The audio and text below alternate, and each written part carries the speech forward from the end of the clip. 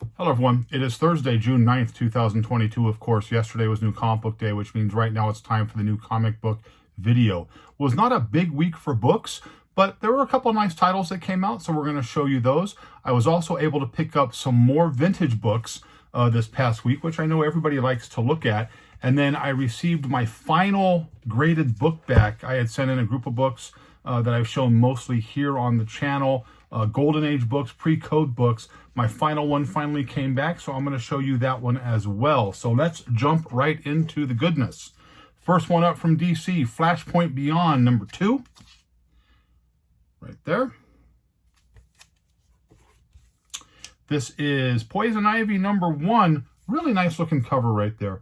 Not wild about, I'm not going to really read the story, but I did like that cover. And again, like we've said on this channel 1,000 times, there is nothing wrong with buying a book strictly based off of the cover.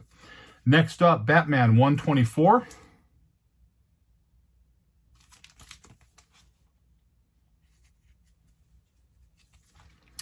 Jane Foster is the Mighty Thor, number 1. New storyline, just corresponds with the movie that just came out, so I picked up one of those. A few covers on this one, just grabbed the one. Venom number 8. Brand new suit.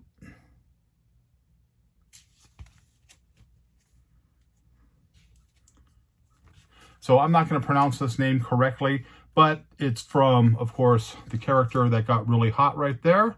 Thick book, $7.99 book, but it's like 112 pages. So I picked one up just because I thought the cover was good, and I'm kind of enjoying his character on the Boba Fett, television show on Disney Plus. So there's that right there. Again, I don't know how to pronounce the name. Next up, Spawn, number 330. I got the all-black cover right here. I guess they, would be considered the sketch cover. We have Twig from Image, Twig number 2. Got a nice cover right there. There's a couple of covers on this one. I picked up this one. And then, of course, like we've discussed on this channel before, I will always grab a Scotty Young cover if it makes me laugh. He's got the funny face going right there. So I had to grab that one there.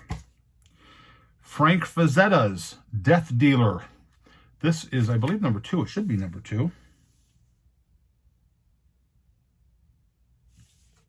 I don't know. Different cover than the last one, but let's double check because I don't really... Yeah, issue number 2, cover B as in boy. Right there. Of course, very popular in the 70s, early 80s, and just really, really cool artwork. So I picked that up there. After School, number 1. Have not read any of these yet. And then finally, the last book I picked up, number 2 from Aftershock, Dogs of London, number 2. Dogs of London, number 2. And believe it or not, that is all we had for New Comic Book Day this week. So I was able to pick up some vintage books last week. A lot of you really enjoyed seeing those last week or the week before. Maybe last week, I can't remember. So I thought, you know what, I was able to pick up some more. I got a few I still haven't fixed, but I have these right here, which we're going to show. No particular order. And again, a lot of these books we've talked about, you can buy books based off of the covers. I like the horror genre 70s books. I think that, traditionally is considered by a lot of people the golden age of that genre of book. Really great titles on that. So we're going to show one of those right now. This is Weird Mystery Tales, number 16. Got the dog right there. They're trying to hush the dog up, and then got the scarecrow doing some damage right there. And then there's that there. This is, I guess, from 1975. And I get a lot of people, I've had some comments from people saying, oh, I see you put that, in a halfback and a Mylight and a couple of Golden Age boards. I do that because when it's in a bag like this, it's a personal collection book. When it's a personal collection book, I'm going to spend the extra money just to make it look really nice and presentable, because that is what I like. Next up, we have... I picked up a lot of these. There were some really nice covers on these. And again, a lot of these are just cover purchases. This is Lois Lane, or Superman's girlfriend, Lois Lane. This is number 74, the first appearance of Bizarro Flash. First appearance of Bizarro Flash right there. Kind of a, I don't know how much of a key it is, but you know what? It's the first appearance of a character. Here is a bondage cover book. There's a lot of bondage cover books on this particular show. that we're going to show today that I purchased. Next up is OMAC, One Man Army Corps.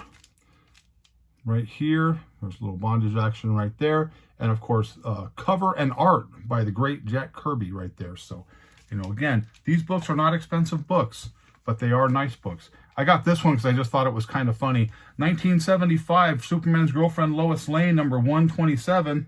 He's like, I found her boat, but where's Lois? Well, she's about to get eaten by a shark, literally.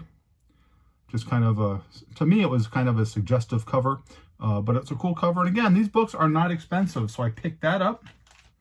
Nothing in high grade. Here we go right here, Superman's Girlfriend Lois Lane, 115. Right there.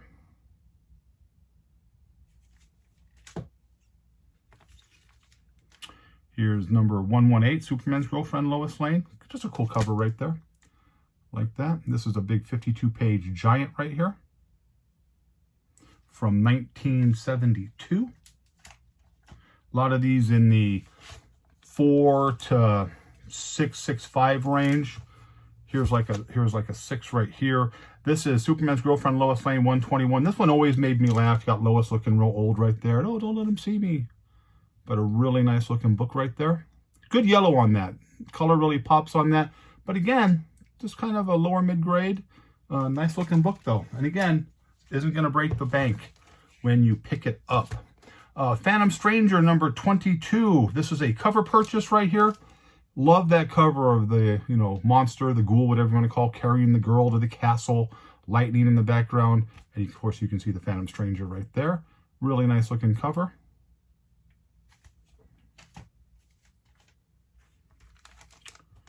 And then we have Superman's Girlfriend Lois Lane again, number 129. This is a book that you look at and you know kids are all excited about it because you have a girl drowning in quicksand. You have Lois Lane being squeezed by a big snake, Superman coming to the rescue. 20 center from 1973. This was probably the highest of the graded books I picked up. But again, just a really nice cover. Super nice color on that. And again, cover purchase on that right there. Really, really cool.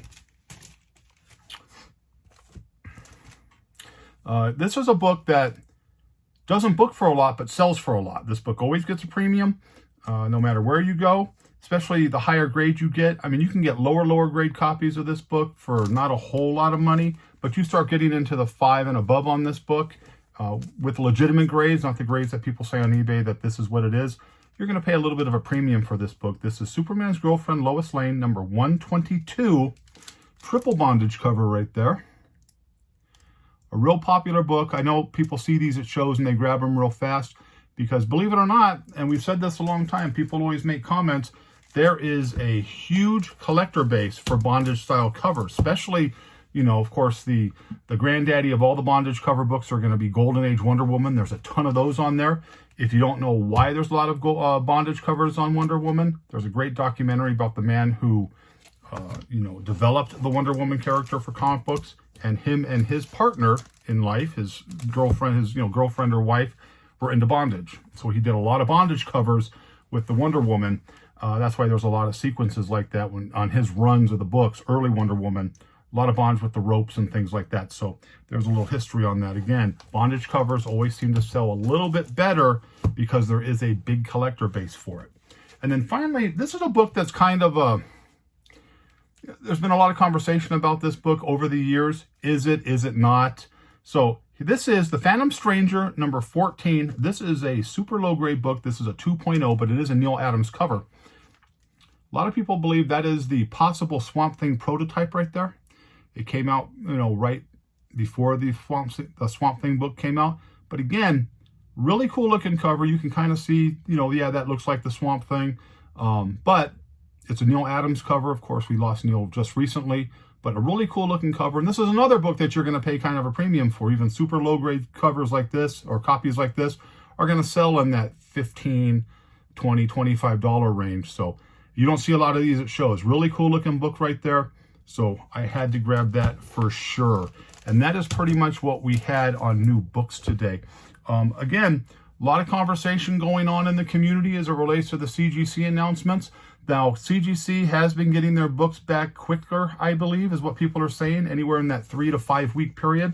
And they're like, oh, look at that. They're, you know, top of the hill. No, they're not top of the hill.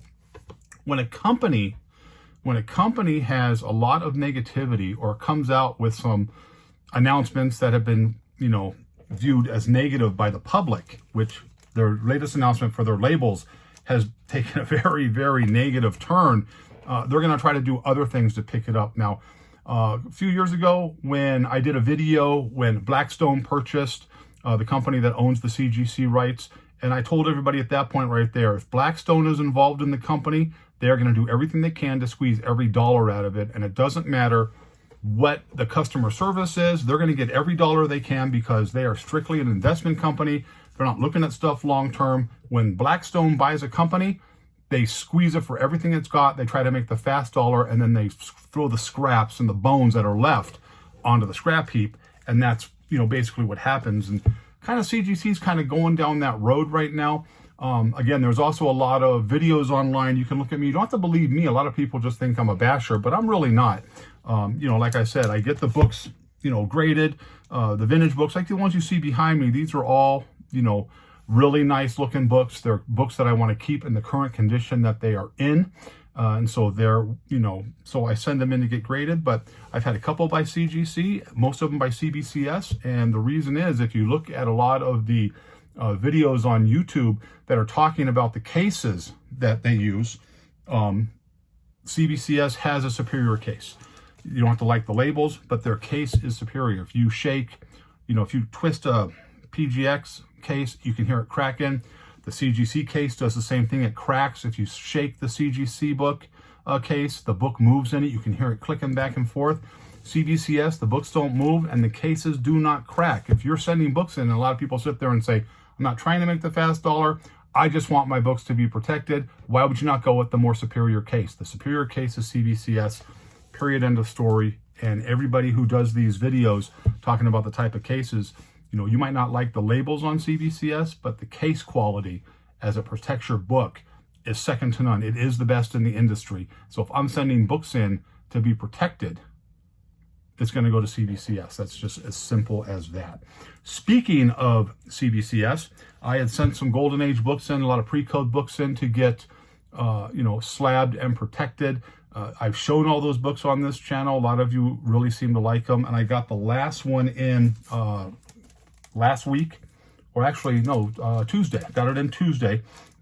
And this is from 1952, Adventures into the Unknown, number 27. Classic cover right there. 5.5, very happy with that. There's the back. Again, you don't hear it cracking or anything like that. But the thing that impressed me the most about this book, and I was very surprised because this is from 1952, so this has got a lot of years on it, is white pages. This book came back with white pages. For a Golden Age book, a pre-code book, with the cheap paper quality that they use to come back in a nice mid-grade with white pages, that is pretty much unheard of. There's not a whole lot unless you start talking about file copies, or if you just got lucky and found, a nice private collection that had, books that were stored properly. But for a book of this age, presents real well, even though it is a 5.5, but to have white pages, that's a home run right there. Always like this cover. You got the, Dracula, you got a zombie, you got, probably Angel of Death or a death dealer sitting right there in a cemetery walking towards you. That's awesome. His cape is opening up and everything. So I was very happy to get that. And that's just going to go on the back wall there that you see. I had, a lot of books that were, graded pre-code books. Like I said, I've shown here. If you want to see these books again, if you want me to show the few graded books that I have, leave a message in the comments down below, and I will be more than happy to re-show those books. Again, it is just a matter of doing what the viewer wants to do, because I do this channel because of you, the viewer, because everything that happens and everything, all the positive comments you give me, that's what keeps me going day to day. Again, I've had a lot of sourness as it relates to certain things in the industry, but the positive comments that I get and the positive feedback I get, when I, see people at shows and they come up to me and they talk to me, it kind of rejuvenates me. It gives me a little, energy boost, a little battery jump, whatever. So thank you so much for that. If you want to see more of the Golden Age books closer up, or close up, I'll be more than happy to do that. Just leave comments in the leave a comment in the video. Again, I'll show that book again. Great book, white pages there. And then I know people are going to want to see this one again. So there's that prototype, possible prototype Swamp Thing right there. Get a closer look at it right there. Of course, Phantom Stranger. Girl's just kind of relaxing right there. But just kind of a cool looking creature right there. So is that. So again, that's pretty much all we have right now. Again, it wasn't a really big week for books, so hopefully next week's a little bit bigger. I did pick up a couple multiple copies of a few of the books, but not a whole lot. And there was that. So again, if you have anything you want to talk about, anything you want to see, leave it in the comments. If you want to see those Golden Age books again, or any of the slab books I have, leave a comment, and I'll be more than happy to do that either in a separate video or at the end of one of the new comic book pickup videos. I just need to know what you, the viewer, wants to see. So that's pretty much all we have. Again, I hope you liked the video, but as always, if you didn't, nothing I can do for you. Have a great, great day. Happy hunting.